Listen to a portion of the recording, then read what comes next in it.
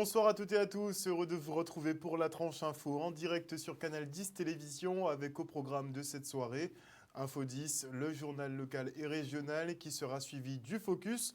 On fera une suite à notre émission justement sur les municipales 2020 et le remaniement ministériel. On en profitera d'ailleurs pour parler aussi du départ de notre très cher Philippe Gustin qui s'apprête à prendre la direction de cabinet du nouveau ministre de l'Outre-mer Sébastien Lecornu. En troisième partie, Yves-Lise Boisset recevra Harry Chalus pour ses politiques. Mais pour l'instant, place à l'actu.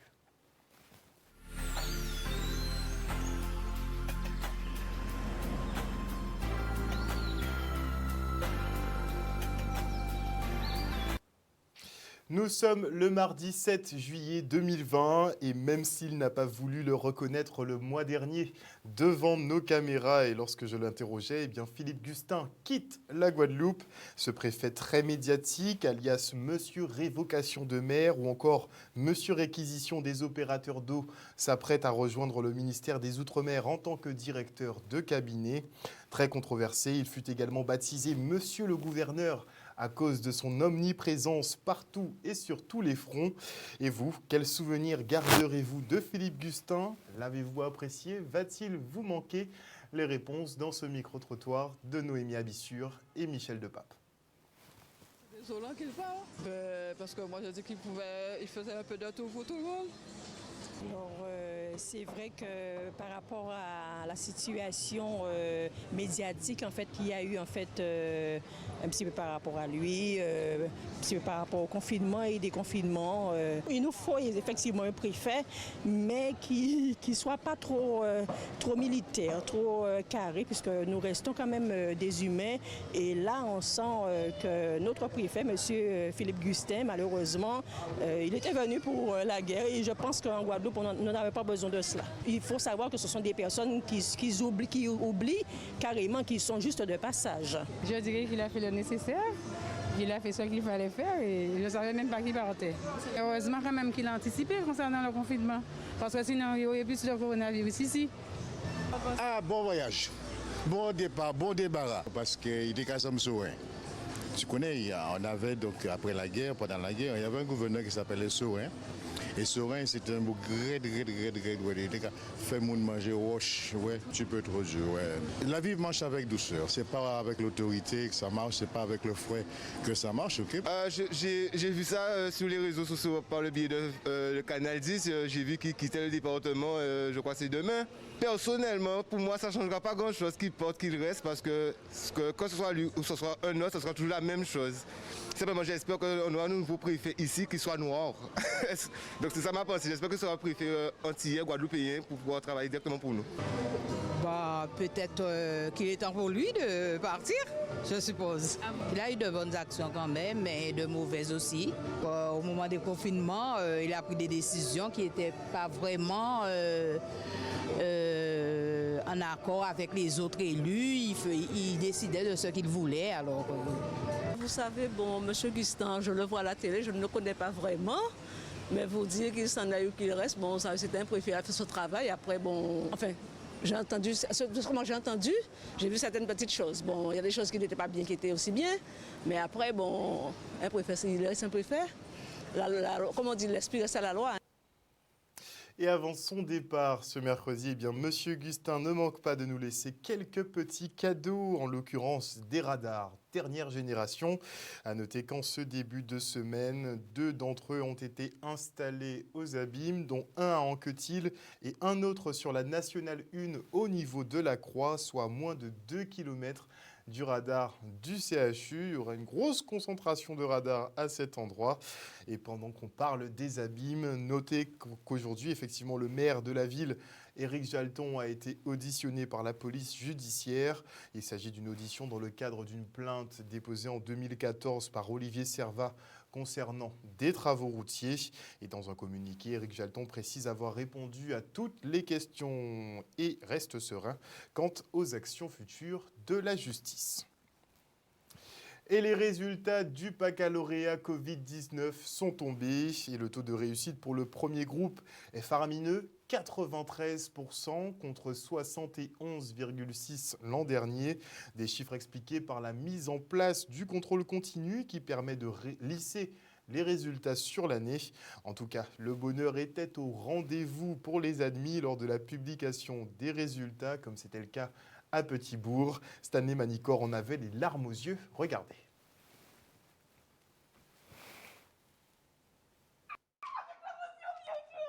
C'est super, j'ai eu ma mention bien. Je suis émue en fait. Je pensais pas avoir ma mention, mais là j'ai... Waouh, je sais pas. C'est sympa, après c'est un peu compliqué pour d'autres. Mais si on a bien travaillé l'année, qu'on s'est impliqué et tout, il n'y a pas de quoi avoir peur. Justement, à cause du confinement, comme vous le savez, les règles du jeu ont changé. Donc, nous avons eu le contrôle continu qui a permis donc d'attribuer les diplômes à nos élèves.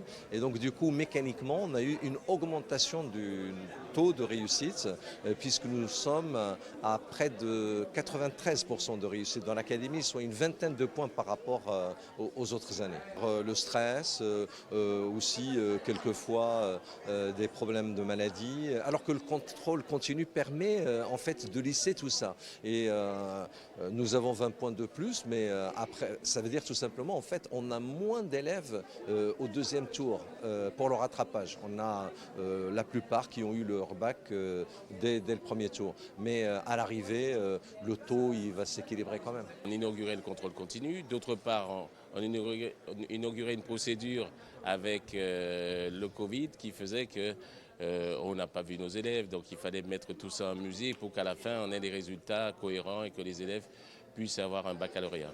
Je pense que le contrôle continu favorise en tout cas ceux qui travaillent de manière continue, de manière assidue, et c'est tant mieux. C'est d'ailleurs l'objectif de la réforme du bac en maintenant quelques épreuves, mais surtout en mettant l'accent sur le contrôle continu. Ça fait du bien. Après, je suis pas étonnée, mais la mention, ça fait plaisir quand même. La mention bien, c'est une bonne chose. Moi, j'ai fait mes études à Saint-Claude et j'ai très hâte, du coup, on va passer les bonnes vacances.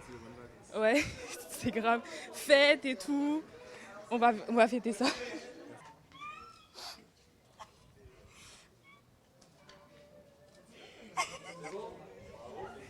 Désolée. En tout cas, félicitations à nos nouveaux bacheliers qui ont travaillé effectivement dans des conditions qui n'étaient pas terribles cette année. Et on part sur le front social, puisque ce matin, des syndicalistes de la CGTG sont montés au créneau en bloquant le rond-point de la Cassavrie à Capesterre-Belle-Eau. Un conflit dans le secteur de la banane qui oppose salariés et direction de la SA Bois Debout. Mais Jean-Philippe Courtois, récemment élu maire de la commune, s'est rendu sur le terrain pour faire descendre la pression et proposer une médiation. Regardez.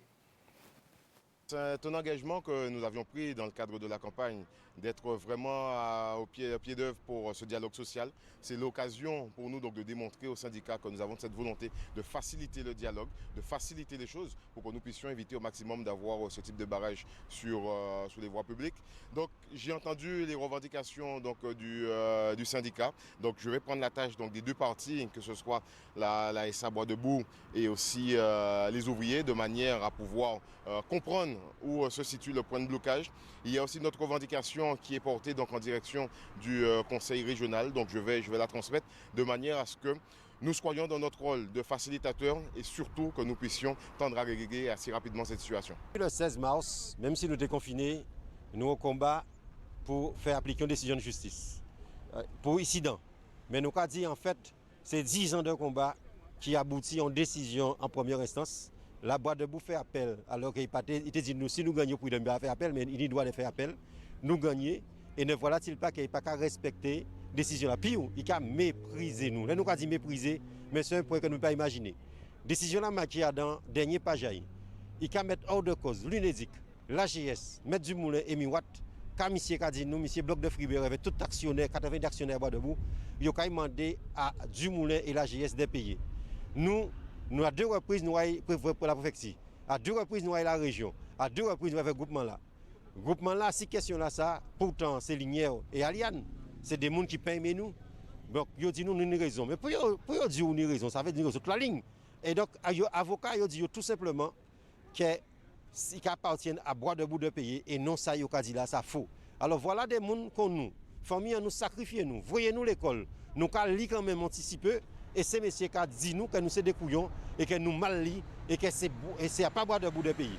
Ça, c'est le premier point. Deuxième point, c'est les camarades du transport qui sortent qui sortent dans le Nord Grand Terre, qui est avec nous là, qui entreprise a liquidé, mais il y a un grand magouille qui fait en région là, et vers la STAC, la STEP, si base, si Alizé, transport et compagnie, où là les travailleurs, entreprise a liquidé choses là, mais son véritable magouille la région Nimoraya dit parce qu'il y a un appel d'offres à ce marché là, et nous voulons que les camarades proposent de travail à eux, et aussi qu'ils dédommagé entièrement, y compris avec les agios et tout ça qu'ils ont subi. Nous, les camarades à Pajamandi qui pètent marché là, par rapport à transport, à la communauté d'Aglo-Nord-Bastel, ils pètent marché là pour faire fautra. Mais il faut savoir que depuis le transport organisé, c'est soit Pajamandi qui a pris, mais fautra qui a pris, des fautra perdus, Pajamandi qui a pris. Je ne sais pas ni pour me ça, mais les travailleurs ont des problèmes à salaire. Là, 4 mois, depuis le 29 février, les camarades 111 centimes. Et là, il y a une agio, il y a une intention de chéquier, il y a fichier à la Banque de France, etc. Et il y a une petite monde pour nourrir, l'école qui est rentrée, pas ni rien. Donc nous avons dit là, il faut payer immédiatement. Donc, et aussi, nous avons combat nous, les camarades qui ont négocié au niveau à énergie anti, les camarades d'entreprise qui font ménage là depuis le 23 juin. Mais nous avons dit qu'il faut garantir salaire à eux dans le cadre de la négociation qu'on a fait, jusqu'à ce qu'ils reprennent dans quelle entité, qui les camarades en direct, qui les camarades des entreprises de sous-traitance. Donc, mi combat nous, à l'état actuel des choses pour aujourd'hui là. La municipalité n'a pas un impact direct sur ces négociations. Mais nous devons créer les conditions pour que les deux parties puissent se retrouver autour de la table, qu'ils puissent échanger et surtout qu'ils puissent se comprendre. Parce qu'il y a effectivement une décision de justice qui doit s'imposer, mais je pense qu'il doit y avoir aussi donc, en face un certain nombre de blocages qui font que cette décision ne peut pas être appliquée. Donc à nous de créer les conditions pour que nous puissions sortir de cette impasse et surtout que les usagers puissent retrouver la route. Un reportage signé Olivier Félix. Et à l'UGTG, c'est le secteur de l'hôtellerie qui se mobilise pour dénoncer les accords collectifs et l'effet d'aubaine sur la crise Covid-19. Les syndicalistes accusent des gérants comme Patrick Vial-Collet de profiter de la conjoncture pour mettre à mal les acquis sociaux. Pour eux, la guerre est déclarée et ils ont établi leur campement devant la Créole Beach au Gosier. Regardez. Nous avons constaté que aujourd'hui, là, qu'ils ont déclaré nous la guerre. Quand nous faisons un trac, nous disons déclarer nous la guerre. Nous ne pouvons pas admettre que aujourd'hui, là, que nous des camarades qui gourmet pour nous tenir en situation de travail dans l'hôtellerie. Dans la convention collective qui est la convention collective des hôtels de Guadeloupe. Et aujourd'hui, là, que nous avons M. Vial-Collet qui a décidé que par rapport à Covid-19, qu'il y a une difficulté. OK. Ou en difficulté. Parce que là où les choses ne marchent bien, ou pas gens disent que marchent bien, parce que depuis 2008, il n'y a pas de gens discuter avec nous. Là où on dit que c'est un malheureux qui a travaillé. On va dire qu'on s'est pratiquement tout acquis qui était né. 13e mois. On va demander congé payé sans que on discute en veille. On va demander 6 jours de congé payé en 2021, 2022, 2023. On va geler les salaires. On va dire qu'on travaille 40 heures et on va payer 35 heures. Je dois considérer mon activité. Je dois nous dire que c'est un mépris. Sans mépris et sans violence qu'aujourd'hui dans l'hôtellerie que M. a fait. Là, où on représente dans des difficultés, là, où il peut chiffrer ça est capable, c'est qu'il est en base. Il est en base qu'ils savent qu'il a gagné. Alors, nous comprenons aujourd'hui que effectivement, l'hôtellerie a gagné en l'eau l'argent et surtout en cas de M. Vial-Collet, là, l'hôtel là a marché plus bien. La Toubana, en côté que pas ni pondé les du personnel. Normalement, si c'était convoqué nous pour une décision en protocole d'accord, ils n'ont pas été là. Comme ils n'ont pas été là, normalement, la loi a dit consacré pour le 31 décembre 2019, il faut être à jour, son croix qu'il y a 7 000 € d'amende. Là, nous avons demandé aussi à l'inspection du travail de condamner ces messieurs parce que ce sont des délirants. Tout le monde qui a travaillé tout le c'est le monde qui a travaillé moins 35 ans là. Pourquoi dire qu'on s'accorde même accord là? On prend la matière à congé payé. 13e mois pour ça. Et on va dire qu'on s'appelle si pas si on va licencier pour cause réelle et sérieuse. Et accord là que c'est messieurs qui nous là, c'est un accord de performance collective. Ça c'est un accord qui n'est pas propre, c'est messieurs qui essaient de mettre ça tout partout. Et c'est pour ça que nous va dire la guerre déclarée. Et entre sécheresse et période de Covid, eh bien, les éleveurs de l'île sont aux abois. Une double peine que la collectivité départementale tente aujourd'hui d'alléger par la signature d'une convention avec la Chambre d'agriculture. Pour ce faire, 50 000 € sont alloués et serviront à la distribution de 5 tonnes de foin pour les ovins et les caprins et 75 tonnes d'aliments pour les bovins. Le reste en images. Pour moi, c'est un soulagement pour les agriculteurs, en tout cas pour les éleveurs, qui ont souffert sous Covid, je pourrais dire, et sous la sécheresse. 2 événements de suite, je crois qu'ils sont à bout. Et pour moi, c'est un soulagement de voir aujourd'hui que j'ai été entendu. Par le département, la présidente du département, qui, comme vous le voyez, a fait le déplacement, aussi touché par ces problématiques de ces éleveurs. L'agriculture représente un pan important de l'économie du pays. Donc il faudrait qu'on s'y penche aussi, que la Chambre d'agriculture ne soit pas tout seule dans ce combat avec les agriculteurs, mais que les collectivités aussi prennent leur part. Je crois que c'est ce qu'a fait aujourd'hui le conseil départemental. 5 tonnes de foin, donc c'est pas rien, et des bons d'aliments. Pour les ovins, pour les bovins, on aura plus de 50 000 € de bons à tirer au niveau de la Chambre d'agriculture, donc pour aller bien sûr après récupérer cet aliment au niveau de la provendrie des GMA. On sort du Covid et on affronte une sécheresse très compliquée, très difficile. C'était tout à fait naturel de se dire qu'est-ce qu'on peut faire, peut faire pour élever, pour accompagner les agriculteurs. Nous avons ici choisi dans un premier temps d'accompagner les éleveurs. On a commencé par livrer de l'eau, par installer des citernes et livrer de l'eau. Ensuite, c'est les fourrages, parce que là aussi, l'alimentation de la bétail, il fallait obligatoirement intervenir. Et avec M. Célin, nous avons initié assez rapidement d'ailleurs, cette manifestation. Et je crois que les agriculteurs l'ont bien compris. Nous sommes là à leur côté. C'est plus de 700 agriculteurs 700 éleveurs qui sont concernés. Donc je crois que c'est un très beau geste et que, eh bien, écoutez, depuis hier, je peux vous dire, depuis ce matin, nous avons déjà des appels. Ça montre qu'il y a une véritable souffrance au niveau de ces éleveurs. Et bien voilà, donc je pense qu'en partie, une partie sera soulagée. Et on poursuit avec une bonne nouvelle puisque les rotations entre la Guadeloupe et la Désirade redeviennent régulières. La Comadil a réussi à surmonter l'épreuve Covid et l'invasion de Sargasses. Chapeau pour eux. Maintenant, reste aux Guadeloupéens à se rendre sur l'île voisine qui reste à découvrir tout de même. Regardez. Une petite invasion de Sargasses, mais bon, grâce à notre équipe compétente, on a pu gérer le problème. Et aujourd'hui, la Comadil propose ses rotations entre la Guadeloupe et la Désirade tous les jours. On a repris le boulot. On a laissé derrière un peu la crise Sargasses, en fait, les gros échouages. On a eu un entretien avec la municipalité qui nous a promis, surtout avec la jeune municipalité nouvelle, qui nous a promis de faire un effort sur le nettoyage des plages. Bon, ça a commencé, donc il n'y a pas de raison. Ça fait un moment que ça dure, on a su passer le cap. Chaque année, cette année, je ne pense pas qu'il en soit autrement. Comme je dis, la Comadil, c'est une équipe qui est forte, c'est une équipe dynamique, jeune. On a su gérer maintenant nos unités pour pouvoir passer le cap. Je pense qu'en 2020, ça sera encore le cas. Et puis les années à venir, c'est une équipe qui est forte. Elle est là pour ça. J'aimerais inviter un petit peu les Guadeloupéens à venir découvrir la Désirade. Bon, parce que c'est vrai que ça fait partie de l'archipel guadeloupéen qui est un peu mal connu.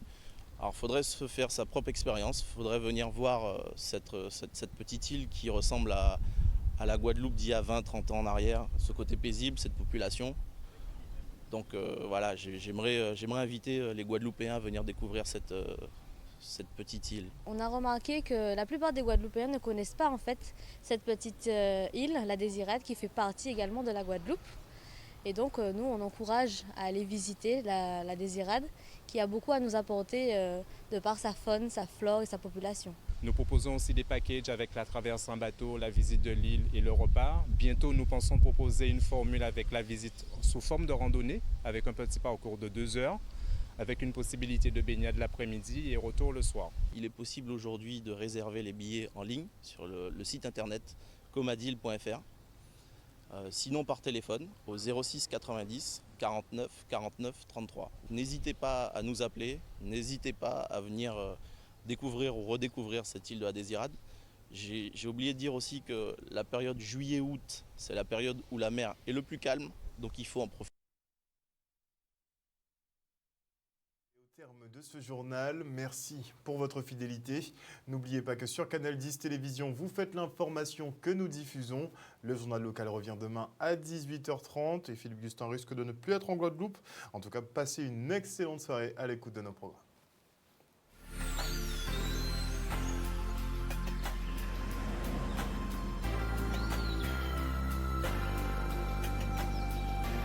À venir dans la tranche info sur Canal 10, focus, 1 heure de débrief sur l'actualité locale. Et comme je vous ai dit en début de soirée, eh bien, on va continuer un peu notre édition sur le remaniement et les municipales. Donc en première partie, nous parlerons du remaniement ministériel, à savoir si nous avons droit à un gouvernement irréprochable. Visiblement, c'est mal parti. Et en deuxième partie, nous parlerons des visions ou déficit de vision de nos élus, puisqu'on a pas mal de nouveaux maires qui ont beaucoup de bonne volonté.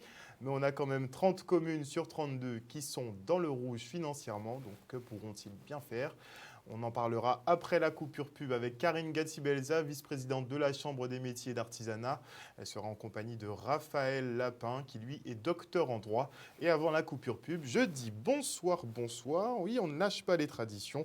Bonsoir à Morgane Huynh, bonsoir Chouchou, j'espère que ça va. Bonsoir à Liliane Campbell, bonsoir à Madly Congré, bonsoir à Sandra Guédu, bonsoir à Marie-Hélène Borès, toujours connectée. Bonsoir à Muriane Brédon-Laurent, bonsoir à Muriel Betty, bonsoir à Didi Dadou Doudou, bonsoir à Marie Pombo, bonsoir à Patricia Châtenay-Rivaudet, bisous Patricia, bonsoir à qui d'autre, bonsoir à Snoozefeld Funny, vous avez des noms qui sont parfois imprononçables, en tout cas bonsoir à vous et bonsoir à Hibiscus Guada, je ne pourrais pas nommer tout le monde, on se retrouve après la coupure pub.